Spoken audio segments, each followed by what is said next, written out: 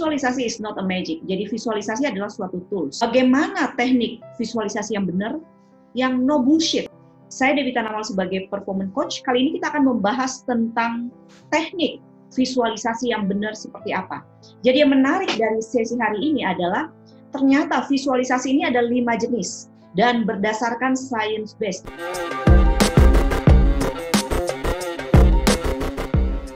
Lakukan lebih dari 30 tahun. Kita akan lihat ada 5 jenis. Lagi adalah visualisasi tekniknya tidak sama untuk setiap individu. Jadi kita bagi 2 jenis. Ada individu yang PD-nya sudah ada. Nah, itu ada teknik tersendiri. Ada juga individu yang masih kurang PD. Malah dibilang rendah banget gitu PD-nya. Nah, visualisasinya juga berbeda. Nah, yang ketiga yang menarik lagi adalah visualisasi ada yang khusus untuk melatih proses. Jadi misalnya kalau Anda sedang mau ikut perlombaan golf gitu ya, atau mungkin basketball ya, nah itu ada teknik khusus namanya process visualization. Jadi cukup menarik, ada 5 jenis, kita lihat mana yang paling ampuh, mana yang cocok untuk Anda terapkan. Jadi sebelumnya kita lihat dulu definisinya. Jadi visualisasi ini hanya salah satu tools dari mental toolbox Anda. Jadi dia mirip seperti meditation, gratitude journal, smart goal setting yang membantu dalam pencapaian goal. Kita akan lihat 5 jenis teknik visualisasi. Kita mulai yang paling basic. Yang paling basic ini kita sebut dengan outcomes visualization atau visualisasi hasil. Jadi kita membayangkan hasilnya. Contoh yang paling simple ya dalam outcome visualization. Yang pertama, misalnya dalam 5 hari ke depan Anda akan melakukan presentasi. Katakanlah mungkin dalam 50 orang ya, presentasi Anda masih terbilang masih sangat junior gitu ya, pengalamannya masih baru. Nah, perlu Anda bayangkan dalam outcome visualization adalah satu, kan Anda sedang membawakan presentasi, atau bisa saja setelah membawakan presentasi, apa feeling atau apa emosi yang Anda rasakan.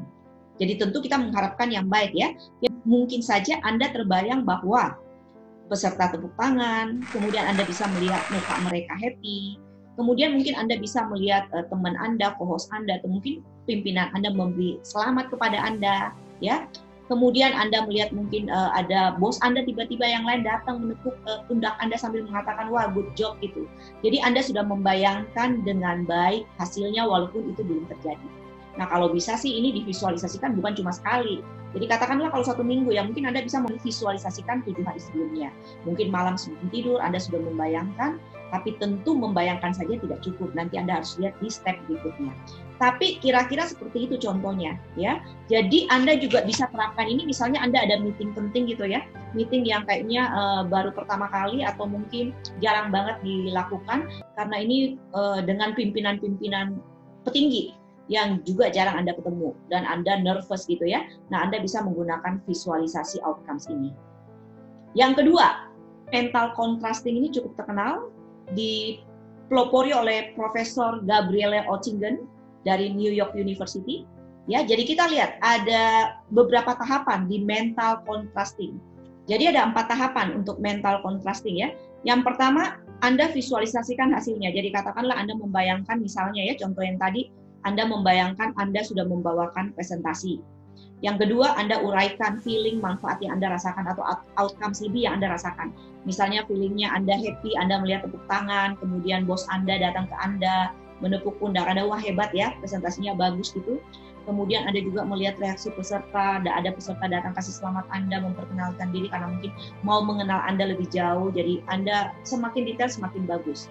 Nah, yang ketiga, ini pembeda dari yang tadi outcome visualization adalah yang ketiga, Anda sudah membayangkan rintangan yang bakal Anda hadapi di depan. Jadi misalnya Anda membayangkan presentasinya mau bagus, presentasinya mau mendapat pujian, apresiasi gitu.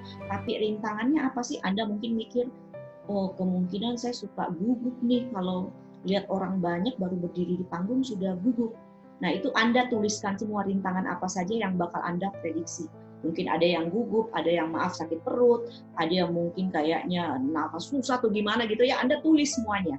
Jadi ini yang mental contrast, jadi visualisasi outcomes-nya seperti ini bagus, tapi Anda kontras dengan what happened, kira-kira apa yang bisa menjadi rintangan atau penghambat ya. Dan kemudian dari rintangan tersebut, Anda mencoba mengidentifikasi atau mungkin memikirkan bagaimana caranya mencegah supaya itu tidak terjadi. Jadi kira-kira itu rumus dari mental contrasting. Nah, yang menarik, kalau outcomes visualization itu kan cocoknya untuk orang yang kurang pede. Nah, kalau orang yang PD-nya sudah ada, sudah yakin, sudah tidak ada masalah gitu ya. Nah, mental contrasting ini cocok banget. Jadi mental contrasting ini sangat cocok kalau orang yang sudah ada PD-nya. Karena dia akan diangkat lebih tinggi levelnya, memikirkan yang lebih dalam. Tapi kalau orang yang nggak pede, Anda kasih mental contrasting, dia bakal mundur. Karena sudah bayangkan hasilnya, dia malah bayangkan rintangannya segala macam, jadi biasanya aduh bisa nggak ya gue, jadi bisa mundur lagi. Jadi tolong diperhatikan ya. Nah, tadi kita sudah lihat yang pertama itu outcomes visualization, jadi visualisasi hasil, kita membayangkan hasilnya, cocoknya untuk orang yang kurang pede. Kemudian yang kedua kita lihat mental contrasting, jadi kita identifikasi penghalangnya gitu ya, penghambatnya.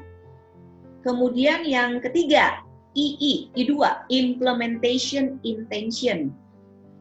Jadi implementation intention ini sama dengan mental contrasting, tapi Anda tambahkan satu hal, yaitu waktu Anda mengidentifikasikan challenge atau hambatan, Anda menggunakan suatu metode. Ya, kita lihat metodenya. Jadi metodenya adalah Anda menambahkan kalimat when obstacle ada, I will action. Atau bahasa Indonesia, ketika ada rintangan, saya akan melakukan apa tindakannya, ya. Jadi saya kasih contoh simple.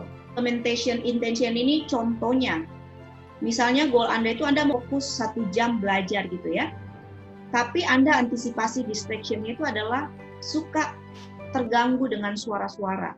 Jadi kalau ada sedikit noise, kayaknya Anda fokusnya terganggu. Nah, Anda sudah antisipasi kalau memang setiap hari Anda mau fokus 1 jam untuk belajar atau do research, berarti when ada noisy, rasa mulai terdistraksi oleh suara-suara tertentu, Anda sudah antisipasi mungkin Anda akan pindah ke ruangan tertentu, atau mungkin Anda terpaksa pakai headset, ya, atau earphone gitu ya. Jadi implementation intention ini benar-benar meniatkan action Anda supaya apapun rintangan yang Anda sudah antisipasi. Walaupun kita juga aware tidak semua rintangan kita bisa predictable, ya. Nah, yang menariknya implementation intention ini merupakan salah satu bentuk visualisasi yang paling banyak diteliti. Paling banyak.